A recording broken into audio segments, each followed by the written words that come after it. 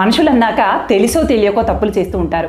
కొంతమందికి మీరు చేసేది తప్పు అని చెప్పినా విననటువంటి వాళ్ళు కొంతమంది అయితే, చేసేది తప్పు అని తెలియక చేసేటువంటి వాళ్ళు మరికొంతమంది. తను చేసేది తనకి తప్పు అని తెలియకుండా చేసేటువంటి పనిని విధిరాత అనవచ్చు, అవగాహన లేకపోవటం వల్ల అలా చేస్తున్నారు అని అనవచ్చు.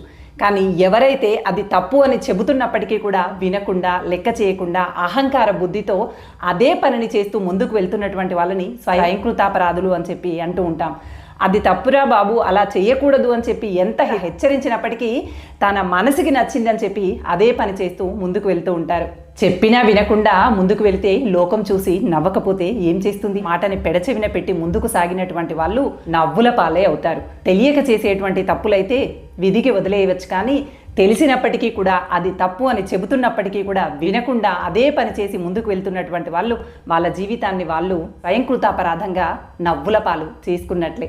ఇలాంటి వాళ్ళ జాబితాల్లో మనం ఎప్పుడు ఉండకుండా చూసుకునేటువంటి ప్రయత్నం చేయాలి. మన చుట్టూ ఎవరో ఒకరు హెచ్చరిస్తూనే ఉంటారు. కాస్త ఆ విషయాలని పెడచెవిన పెట్టకుండా జాగ్రత్తగా గమనిస్తే మరొకరి చేత వేలెత్తి చూపించుకోవాల్సినటువంటి అవసరమే రాదు, కాదంటారా?